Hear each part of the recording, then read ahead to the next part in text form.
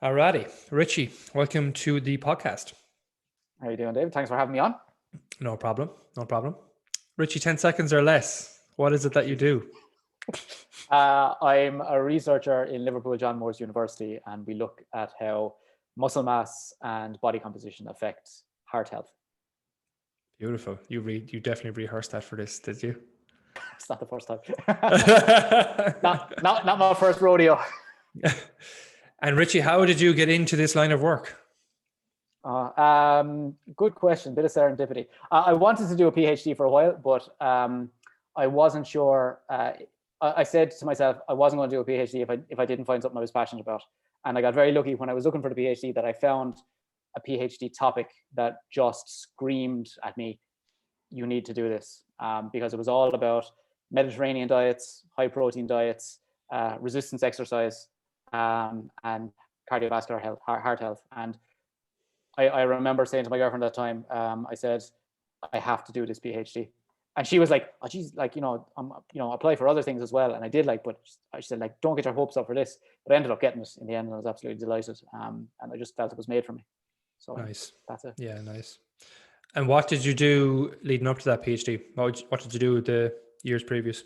So I graduated. My undergrad was in microbiology, funnily enough. I never did anything in science then after that. I went off teaching for years, traveling, and did some other work. And then I decided I absolutely love nutrition. So I said I wanted to get back into that. Did a master's in that in Barcelona. Started working as a nutrition coach online. And then I wanted a little bit more. And I decided I ended up moving to the UK. Working in the UK for a year, and realized I wanted to get into academic side of things, and that's how I ended up doing the PhD. Okay, cool. Yeah, because I remember you were chatting about when we met first. You were chatting about your travels a bit. Where did we meet, man? Was it a powerlifting conference? It was the EPC European Powerlifting Conference. That was 2017. The first one. Was it? That was 2017, and that was wow. Literally 2 days before I started that job in the UK. Oh, wow. Yeah. Actually, because I remember you said you were starting a new job. Wow. Yeah. Brilliant. Okay. So remind us again what you're doing right now with that PhD. What is the actual PhD, I suppose? So what we planned on doing, there's a big difference between plan and what we're actually doing, is what we planned on doing was doing an intervention with people in cardiac care. So people who've had a heart attack. And what we wanted to do was look at the effects of increasing their muscle mass, just making them bigger and stronger, and how that would affect their risk of, or at least their risk markers for cardiovascular disease. So we had some really good plans. We were going to get, we were going to have 4 different groups. We were going to have one with a high protein Mediterranean diet, one with a resistance exercise program, one with a combined group, resistance exercise and the high protein diet, and then a control group. And we're just going to measure their body composition, see how much muscle they could gain, and whether that had an effect on their risk of disease. That was the plan. Then COVID threw a massive spanner in the works, and that's off the cards for the moment. Might be something that we'll do a little bit further down the line, but just working on some other plans for PhD right now. Okay. So you haven't started that. Okay. The funny thing was we got ethical permission. So the ethics process took the best part of a year to do, and we got permission literally 2 weeks before, or 2 or 3 weeks before lockdown. And can you chat about what you're doing right now? So at the moment I'm working on a lot of papers related to that. So we did manage to do a little bit. We did a little bit of data collection about it, questionnaire based stuff. So I'm writing some of those up, working on a few other papers as well. And then I do a little bit of consultation work with some other companies. I work with My Protein at the moment, and then I do some writing for some nutrition companies as well. All stuff to do with muscle mass and protein and stuff like that. Yeah. So muscle mass, the PhD that is on hold, we'll say, is that related to muscle mass and cardiovascular health, or just cardiovascular health? It's muscle mass and cardiovascular health. So brilliant. So we want to see if we can change muscle mass in this population, and if that'll have an on their health, their heart health. Brilliant. It's only because it was only last week. As coaches here weekly, we do weekly continual professional development in-house, and we were going through protein requirements, and it was actually the lads that came to me that they wanted to go a little bit more and deeper to it, because it's all well and good us knowing how to deal with your 20-something-year-old, your 30-something-year-old, and even pushing up the 40s and 50s. But where do things start to change for somebody probably from the 40 age bracket plus? Because we come across a lot of people that they spend so long eating a certain way that once they start to get onto us or get onto a nutrition coach, they find eating higher amounts of protein super challenging to do because they're not used to doing it. And they've drastically undereaten for a lot of years. Based on the kind of research you've done to date, that's probably, in terms of protein, where's your protein stance when it comes to populations of 40, 50 plus? Give them more. that's Give them the way more. it is. So the problem is when you get older, you get a thing called anabolic resistance, which basically just means your body doesn't react as well to the protein you eat. So you need to take in a little bit more to stimulate muscle growth with protein. Now, the problem with that is, just like you said, like some people are not used to eating that much protein. And especially if you get into the older populations, like 60 or 70 plus, you get a big drop in appetite. And protein is a very satiating nutrient, and like it fills people up. They don't want to eat that much of it. So you have to figure out ways how you're going to get in. So for our research, what we were going to do was use, and it's actually really viable now, is you see a lot of high protein yogurts now. So like just single serving protein that have like about like 20 grams of protein, 25 grams of protein per pot. And we wanted to use those just because, like, if you're dealing with an older person, you know, I know most people can't imagine their grannies like down in a protein shake or mixing one up, like, you know, at lunchtime. Yeah. That's probably not going to happen. Like, so like we were like, yeah, it's probably not going to happen with our patient group either. So we just said, look, yogurts are easy. Everybody's had a yogurt. Most people like yogurts, and they're low in calories, high in protein, and you know, it's got the added benefit of a bit of calcium there for people too. So win-win. Yeah. Okay, but when you say eat more, were you basing off any targets or anything like that, or? Oh yeah, definitely. So like if you think a younger person, like we know that like a younger person can maximally stimulate muscle protein synthesis, so muscle growth, with like 20, 25 grams of really good quality protein, so whey. But if you have an older person, you might need 40 grams plus, which is a decent chunk of protein. And if you put, like, that's just whey. Like if you get it from another source, like if you're having a piece of meat, that's a big chunk of meat. Or if you're a vegetarian, like, you know, God help you, you're going to be eating a lot to get that much food in. But yeah, it's possible, but like it needs to be planned. And especially with older people, if you're able, if they have somebody working with them that can give them guidelines and guidance on what to do to get that in, it makes a big difference for them. Because, like, you know, if you say to most people, yeah, just eat 40 grams of protein, they're like, what? Yeah, 100%. Because the RDA at the moment was it 0.8 grams per kilo is kind of like the standard across the board.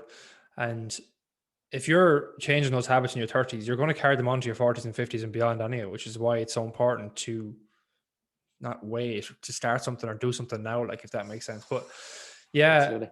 Like from what I was going through on the topic last week, it was like the current RDA for the elderly population should be, I think, at least at 1.2. That's the RDA, not an optimal amount, but the RDA to bring that up to that from 0.8. But then it was saying like the optimal amount for somebody who is like who is injured, who is trying to build muscle or trying to lose fat or trying to maintain their weight, it ranges from 1.5 grams per kilo up to the 2 grams per kilo mark, which is probably a very, very good range for most people anyway.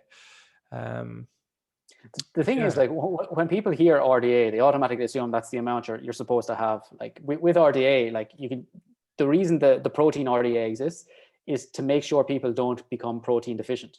And the example I always use is like, if you've ever seen an ad for like charity companies that do work in the third world, you may have seen pictures of children with like big pot bellies. And that's a disease called kwashiorkor. Okay, it's protein malnutrition. And it's when they've got some calories in their diet, not a lot, obviously, but very, very low protein, just from eating a load of grains. And those recommendations for that 0.8 grams per kilogram of body weight, that is literally just to make sure that doesn't happen to somebody. It's just the bare minimum to stop you getting sick. It's not there for optimum health or anything at all. It's crazy, isn't it, though? Like, in that word you said, protein malnutrition. it's to prevent malnutrition. Like, Yeah. and when people understand that, they start to look at protein in a different way, because the amount of times we used to get that one liner, I can't stick to this high protein diet. Now, look at that's, yes, that could be our fault for setting their targets too high from the word go. But now we take a completely different approach. If you're a wine 5 years ago, we might just say, oh yeah, eat this amount here. But now it's kind of like, right, where is our amount at? All right, what ways can we make that a little bit better? And like, it could be as simple as asking Richie, what's your lunch like? What's your dinner like? And to figure out, okay, he's already having this, so can we just increase that a little bit more here? You know, we do things sustainably over time, and then you can start looking at protein targets a bit more efficiently and hitting those better, rather than listen to me saying 2 grams per kilo is exactly what you need. It might be, but you have to see where you're at to build to that. Like, and yeah, I want to stay on this protein topic for a second. Have you like, in terms of digging into the research of it, like, what have you seen? Have you seen anything or any simple fucking tips or tricks for increasing protein in the elderly, besides you just said high protein yogurts? Any other simple practical stuff? Because I think this is going to apply to everyone regardless. You don't have to be 50 or 60 to be listening to this, but I think this is going to apply across the board. Oh no, absolutely. And like, to be honest, like this is kind of to stop you getting some of the issues that would come from a lower protein diet as you get older, and start young. Like, I'd say, if you're to do one thing, is I'd say hit protein at breakfast. And the reason for that is if you look at like protein intake in, and I'm going to use UK values here, like, but some recent like data showed that like protein is very skewed in people's diets. You know, breakfast is by far the lowest protein meal in the standard UK diet, let's say, especially in older people.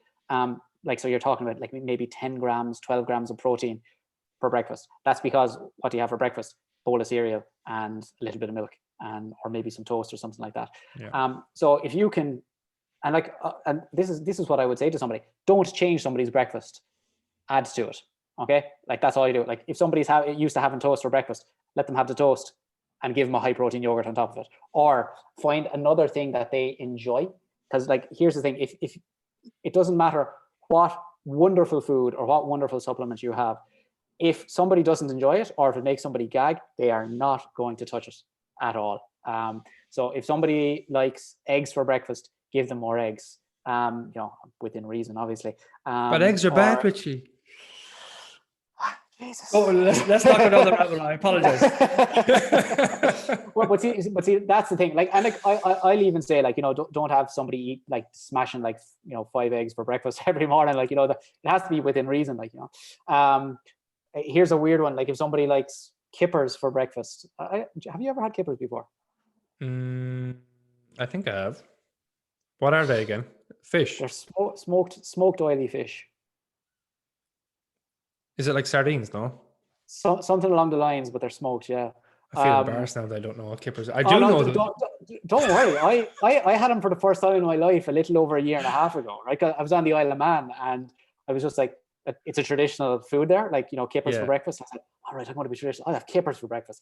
I don't like oily fish at the best of times.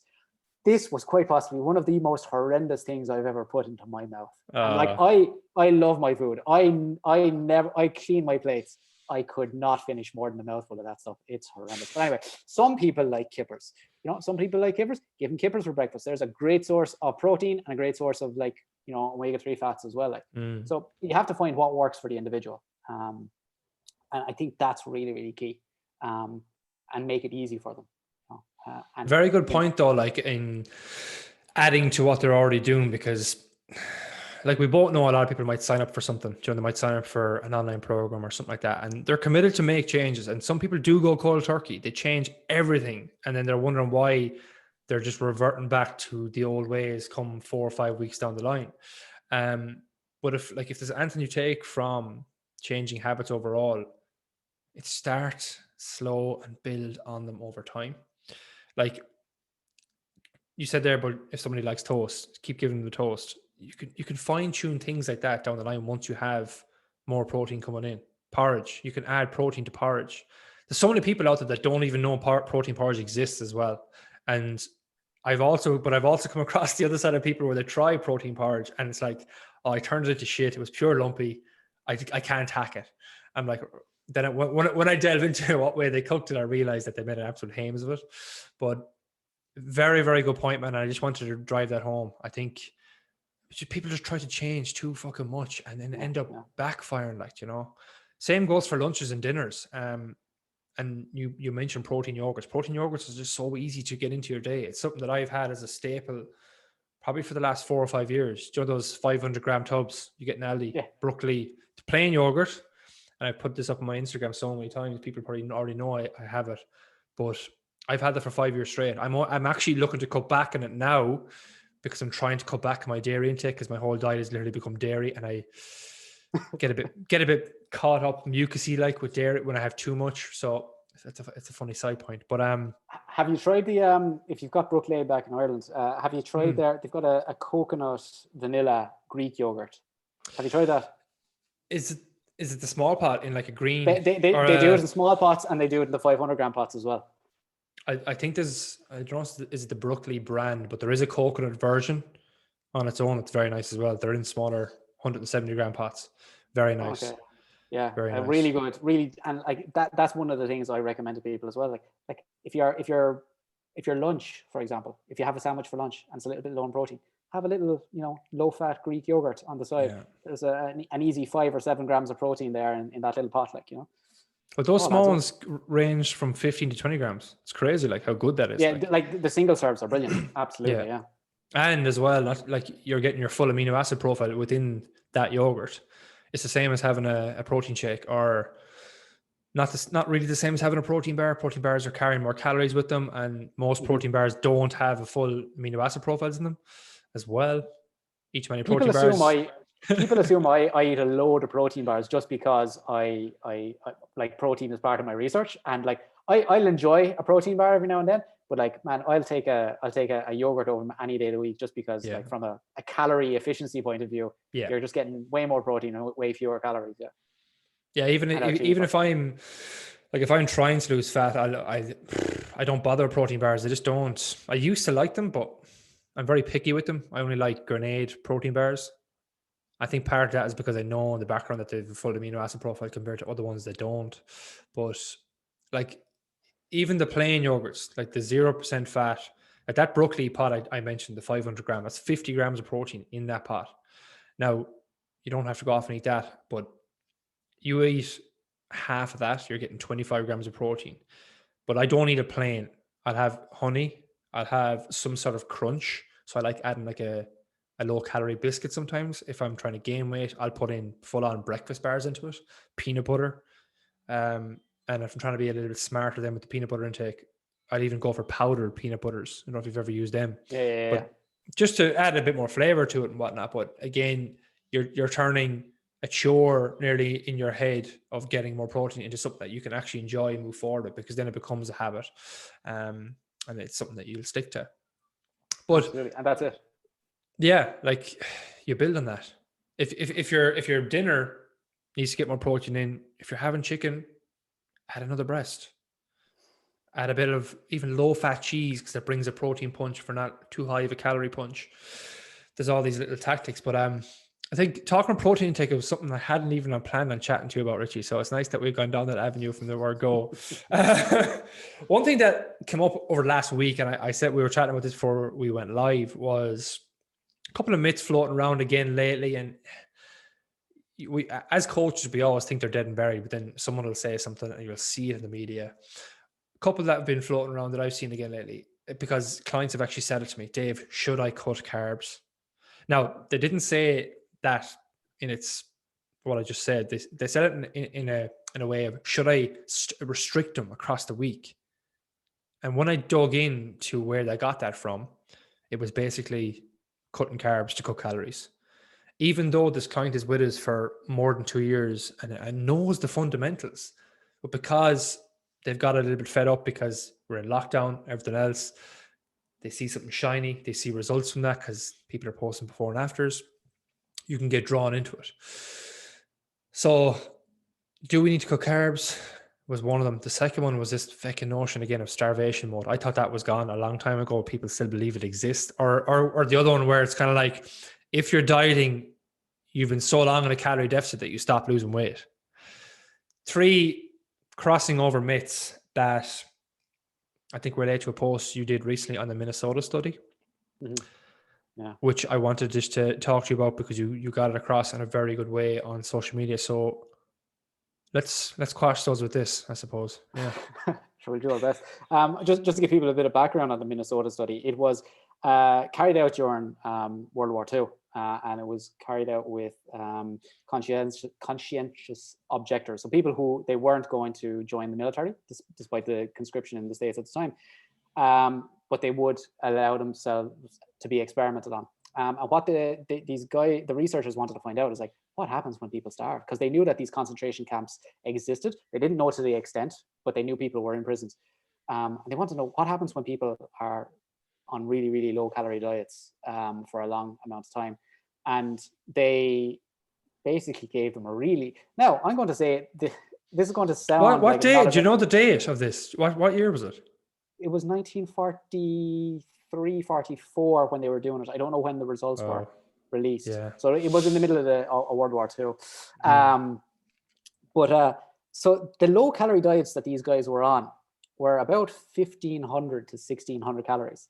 Now, people will hear that and say, sure, that's what I eat every day. You know, that's not a low calorie diet at all. Like, the thing is, these lads did not have the option of going out on the weekend and having their cheat meal, in air quotes, or they didn't have a chance of sneaking in a little bit of a treat every now and then in between lunch that they didn't put into MyFitnessPal or something like that.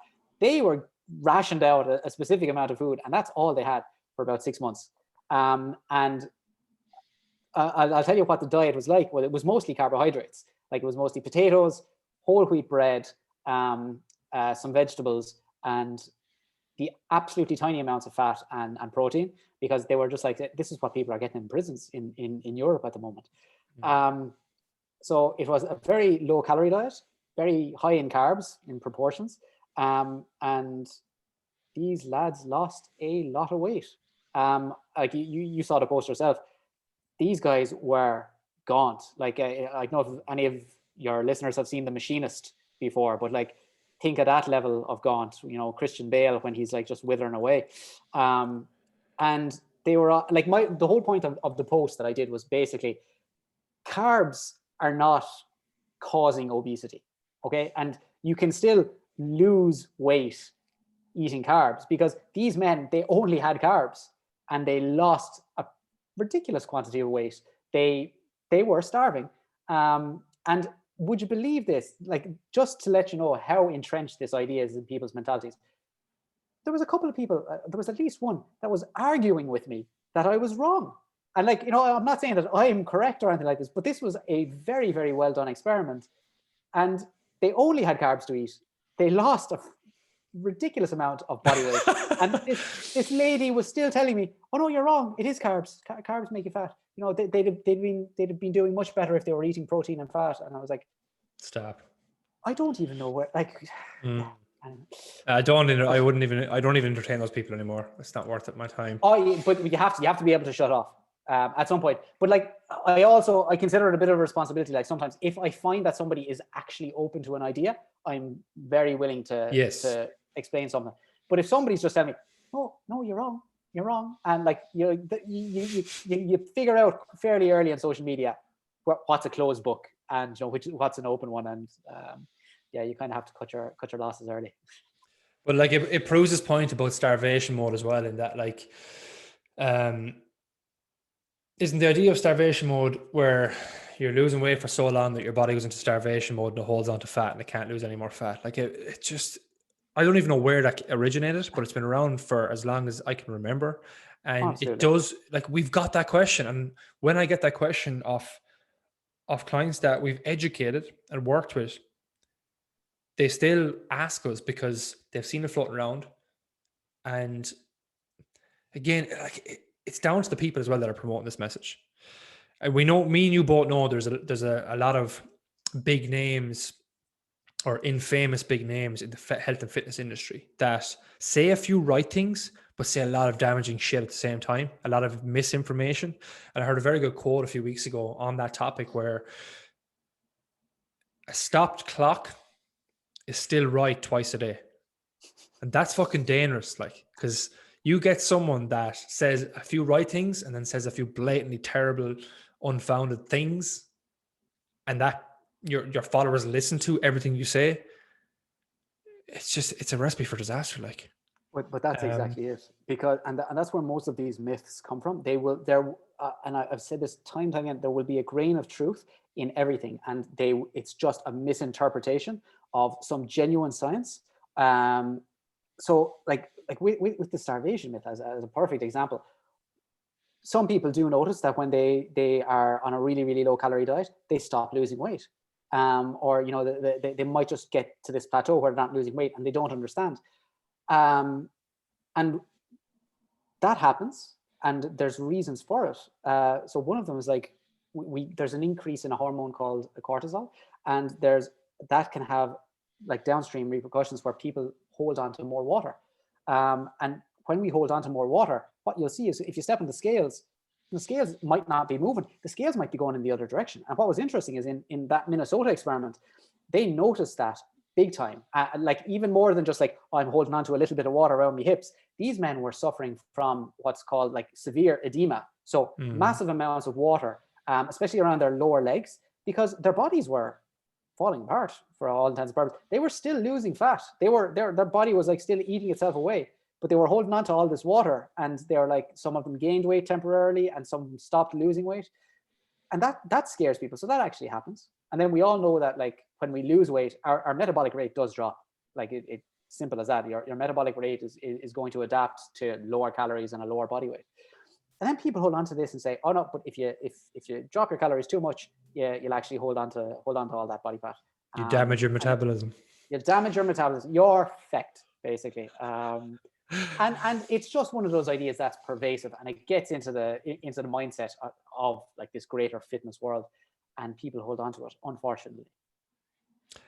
The word for it, the sciencey term, is adaptive thermogenesis, if I'm correct. That's the word. That is it. So I suppose explain that a little, Richie, because you brushed over it there a little bit when you were explaining that. I think it's no harm diving into that, because that helps people understand arguments like that. If they do see them online, or they do see people talking about starvation mode and, oh, your metabolism gets down regulated, and, oh, you're holding on to more fat. Because like you mentioned there about they're holding on to more water and they were still losing fat. You see that week to week when somebody's dieting. Somebody can fluctuate 3 to 4 pounds of water any day. Some people, I've firsthand witnessed, and it's only one client over the last 7.5 years I've actually seen it with, but every 3 weeks, even though she was in a consistent deficit, because for a long time I thought she wasn't. I thought she was just eating at the weekends and telling me these little white lies. So it was, I don't know, fooling herself into why she wasn't losing weight. But when we started to look at a monthly picture and a 2-week picture, I started to notice that sometimes a 2-week picture wouldn't show any progress.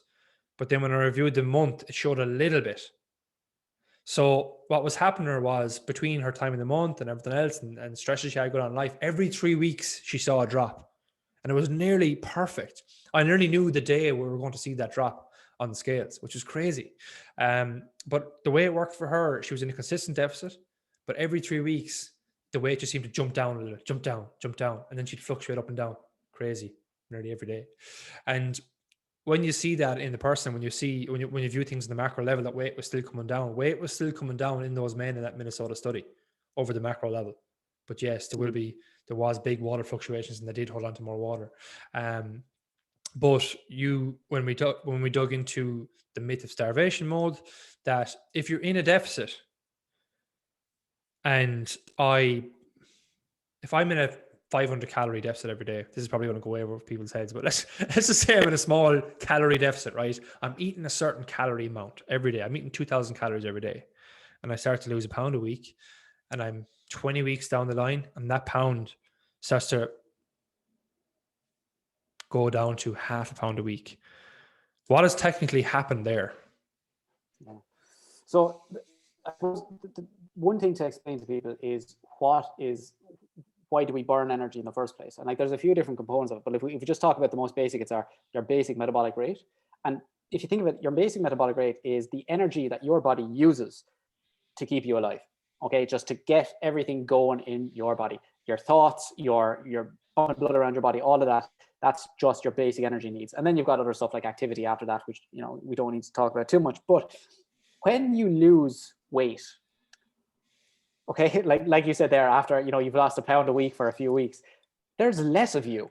Okay, so your basal metabolic rate is based on how much you weigh. Okay, grossly. Okay, and the bigger you are, the higher it'll be. But if you lose weight, if you lose 10 kilos, that's 10 kilos less of tissue that had a function and was operating. So your body's like, oh, I don't need to use this. I don't need to burn as many calories. So you're burning fewer calories because you've got a smaller system to use. You've got a smaller engine, right? So that's one of the things that happen, is that we have a drop in body weight. But beyond that, we also see that, you know, people seem to their basal metabolic rate drops a little bit lower than what we would assume for their body weight drop. You know, it goes a little bit further. And what happens there is basically when our body realizes that we're in an extended calorie deficit, like it's not getting as much food, it realizes, holy crap, I'm getting smaller. Something's wrong here. We need to do something just to make sure that we don't waste away completely. Let's make our system a little bit more efficient. Okay. And usually when we say efficient in like fat loss or something like that, people think, oh, like, so you'll be burning more calories. No, for your body, efficient is burning fewer calories. Think of fuel economy. Okay. You want to be able to burn as few calories as possible. And what happens there, like things change. Like, for example, your body may generate less heat. Okay. That's the big part of adaptive thermogenesis. And it's not unusual for people who've been dieting for a long time to feel cold all the time. That can happen. There's a lot of other systems in our body, like hormonal systems, that will change as well. Our body's just not going to put as much effort into it. Your body stops putting as much effort into muscle protein synthesis, building muscle, because like muscle is flipping costly. It's a costly organ. So you don't want to be building too much of that. So you start becoming a bit anabolic resistant. The big one, and like just to use a little bit of science, is there's this protein called UCP. It's uncoupling protein. It's and like I think it's cool, but I'm a flipping geek. And what uncoupling protein does is when we're generating electricity, right? When we're generating energy in our bodies, we do it in our mitochondria, okay? And we use electrons to generate ATP. Blah blah blah. We all know ATP is our energy source, but that system isn't completely efficient, and we often lose electrons. And uncoupling proteins are one of the ways we do it. They literally just by uncoupling, they uncouple an electron from the mitochondrial electron transport chain. So it's just we lose that electron, and we lose that electron as body heat. So I don't know if have you ever had a meal and you've eaten like a load of meat? Okay, like if you've gone to a barbecue, a Brazilian barbecue restaurant, for example, like this is my example, and you get the meat sweats afterwards. Okay, that's because your body has a glut of calories. Okay, and it needs to do something with them, and it just starts ramping up your metabolism really, really quickly for a short amount of time. And those uncoupling proteins are activated. You lose some of those electrons as body heat. When you're dieting, your body realizes that, and it decreases the amount of uncoupling proteins that you produce. Your system becomes a lot more efficient. You lose a lot less of those electrons as body heat, and your body is just much better at producing energy without losing energy. So basically, your body can hold on to that fat a little bit better. And that's why in every diet, eventually, you're going to need to drop your calories a little bit further. Because your body is just like it's wise to you now. Like it's right. Oh, he's trying to make us lose weight. Let's make the system a little bit more efficient. And then you have to trick it again with a bigger drop. So to summarize all that, your body down-regulates a little bit. But like, you see, this is the thing. Technically, when people say damage your metabolism, that's majority of the time what they're referring to is adaptive thermogenesis. Yeah. Things down-regulate a little. Fat loss gets harder. Why? Because the things are down-regulated, because you've less body fat. And when you understand it, I completely understand this for like a lay person, like, you know, that does sound bad. But when you understand it, it's like, oh yeah, sure. Yeah, that's exactly what happens. That makes perfect sense. But it's not the worst thing in the world. Like you know, eat a little bit more and it ramps back up again. And like usually at that point. Yeah. That's, you can upregulate that system again. So it's nothing to be worrying about really. But it's also why we do fat loss phases. We don't, and like there's other factors at play. Like it depends on how severe the calorie deficit is, and the length of time you're doing it. Like we'll rarely have a client go over a 10 or 12 week fat loss phase. And a lot of that is because they just get mental burnout. They don't want to be doing it anymore. But then we have other clients that will happily go beyond that until we say, look, it's time for a break. Let's take a couple of weeks break at least, if they have a long-term fat loss goal. Whereas the majority of our clients stick in the realm of doing 6 to 8 week fat loss phases. And even though they might not be exactly at their goal at the end of that fat loss phase, it's a lot more sustainable because they're living real life in the meantime. You know, they're allowing themselves more calories, more brownies, more donuts, whatever tickles your fancy. But on the topic of myths and stuff, Richie, I see you've a lot of work done around what you quote as Nutribollocks as well. I think it's becoming a word, really, isn't it, in the health and fitness industry? It should be, because there's a lot of it. Yeah, there is. There's a lot of it, man. But have you any practical tips for how somebody can spot it? Like, I'm sure there's people listening to this podcast that are following a few people that could be a bit sketchy. Now, look, don't get me wrong. If you like following some people and you get value from their content, all the angle I come from it is, it's good. It's better to be in the know about some stuff. Like if somebody is putting out something about nutrition, but yet they're not a nutritionist, they have no nutritional background whatsoever, but you really like this person and you're just mindlessly taking what they say, like that can be damaging to you. So being able to spot Nutribollocks, or being able to spot when somebody's chatting shit, basically, how do we do that? The biggest one for this, I know I've had a list of these in the past, but my biggest one for this is absolute statements. Okay, and by that I mean if somebody says something about nutrition and they say it with absolute 100% utter confidence, in the sense that this is like let's say weight loss, for example. Somebody says this is the only way to do this, or if this is the best way to do this, just turn the feck around and get the hell out of there, because they are talking pure shite. Okay, I don't know if I can say that on the podcast. Excuse me. I just said it about 5 times. You're okay. But here's the thing, right? Nutrition, and I think the more you learn about it, the more you realize it. Like, because I know in the past I have been that guy. I've been the guy like, oh, this is the way to do it. Like, you know, you can only eat this. Like, stay away from carbs. Blah blah blah. You realize that nutrition is incredibly nuanced, and there are no quick and simple answers. Like, you know, like I do quite Q&As on my Instagram every now and then, and like some people give me a question and they want an easy flipping answer. It's like, should I cut out carbs? And I'm like, all right, everybody hold on to your seats, let's get into this. Like, there's no flipping simple answers in nutrition. It's like everything is nuanced, and everything has to be based around individuals. Nothing works for everybody. Like, you know, like, or there's different ways to make something work for individuals. You'll just see people online and they'll say carnivore diet is the only way to go, and they will not hear anything else. Another thing is, or people who say vegan diet is the only way to go. And like, I think when people realize, well, I've seen people lose weight on vegan diets, I've seen people lose weight on carnivore diets, who's lying here? Like, you know, so keto. absolute statement, keto. Yeah. Absolute statements is the big one. And then another one is somebody who is absolutely not willing to listen to another point of view or new evidence. And I think that's a big one, because you have adaptability or teachability. And some people, like, I'll say this, nobody likes being told they're wrong. Okay. And like, I've been told I've been wrong plenty of times, and sometimes I am, and you've got to suck it up and say, right, this is a learning experience right now. But other people, it doesn't matter how much evidence you throw at them, they will never change their opinion.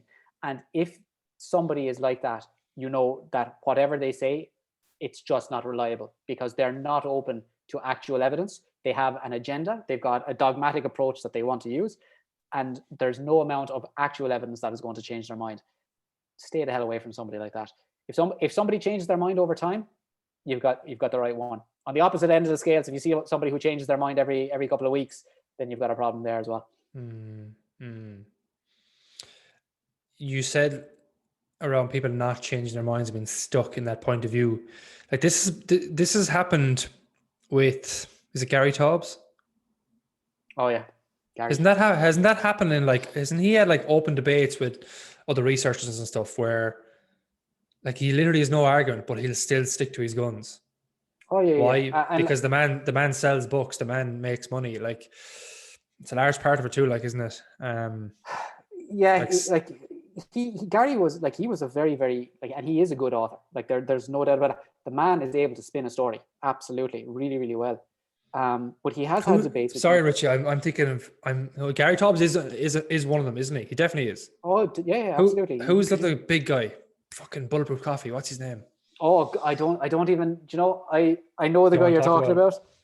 No, I know Dave the guy. Asprey. Dave Asprey. That's the name. Yeah. Absolutely, yeah. You know what? I don't know a huge amount about Dave because I've never followed him. Because I knew from the beginning that he was an absolute. I can't say that word online. He was just full of Nutribollocks. He just talks pure. And he doesn't know what he's talking about. He has no proper nutritional training whatsoever. It's just he found a following, and now he is their new messiah, and people will hang off his every word. Like, there's just so much crap that comes out of him. But like, there's nothing you can do. You can't use science to talk to him. Like, there are some people who will not listen to reason. This goes back to our Instagram comment that we said, like, there's some people on Instagram, you know, from the beginning that there's no point in talking to them, and other people are genuinely open to listening to new ideas and learning. Some people aren't. Stay away. You said you used to be like that. I was the exact same. Yeah. Like, if it was only between the coaches here a few months back, I actually dug out some old nutritional guides that I recommended to clients nearly 8 years ago. I just could not believe it. Like, we had a good laugh about it. Like, I was basically being black and white with putting clients on paleo diets because I thought they were just the best thing and everyone has to go on a paleo diet. I did I drank bulletproof coffee. I drank bulletproof coffee for weeks thinking it was making my brain cells unbelievable in the morning. It's funny because, and that came from Bulletproof Coffee and Dave Asprey. Like, I was influenced by that because I came across that, didn't know any better, didn't know how to decipher any science, didn't know how to decipher what's bullshit and what's not. And like, if I'm falling for that, I know it was years ago before I knew anything, we'll say, but it's very, very easy for someone else to fall for things. Absolutely. And people, like, we want to see shiny shit. We want to believe that by eating this fruit 5 times a week is going to make us shredded. There is a part of us that wants to believe that, like, you know, but it comes back to hard work, consistent work, and willing to change habits and behaviors over time. The human psyche is a wonderful area. If we didn't have to deal with the amount of bullshit that gets pumped into the industry on a daily basis, our job would be a hell of a lot easier. Because I find a lot of what I do is trying to get people to unlearn stuff that they thought was true. That takes flipping time. There is a quote out there that talks about unlearning stuff. Like, it takes so much time to unlearn something before learning something new or something like that. But no, you're right, man. It would be boring too if we didn't have this stuff to midst to dispel and whatnot. But it's satisfying as well when you get a client that'll come into you knowing that I've done X with my diet for years, and after a few months with ye, like, it's completely changed their life. Like, and I know that's a cringe thing to say, and I'm very wary when I do say it, and I always back it up with something. But like, for a client to come to you and say you've changed my life in terms of how they approach nutrition, to us, that is just gold. And like, we'll sing that from the rooftops, like, because that is just phenomenal. Little things like being able to go out and enjoy a social event. Oh yeah. Do you know, like, enjoy foods that they've given up. Like, because most people, like, when they go on a diet, it's not, like, most diets are all about just give up this, give up that, give up all the joy in your life. And that's what people associate with diets. That's why diets have such a flipping bad name, because there's so much shit like that. And like, if you can say to somebody, yeah, like you said, if somebody can go out and enjoy themselves with their friends, or can have a bit of ice cream at nighttime after their dinner or something like that, it's like, I didn't know I could do this. Yeah. It's like, but like food and yeah, like But for them to know that food is a choice for them, like if they're offered a bit of cake, if they're offered a bit of cake at a party and they're like, no, I'm not going to have it. But then 10 minutes later, they have it anyway. And then they might have another slice. And then an hour later, they feel super guilty about it.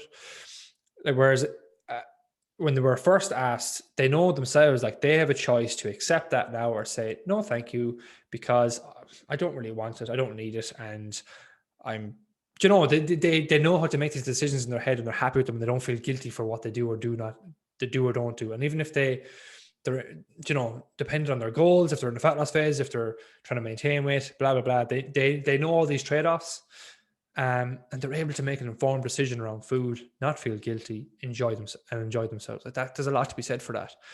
And not be like there was another one, a lady we had a couple of years ago that said to us, even the fact that she understands what a calorie deficit is now and how to go about it, it's completely changed her life.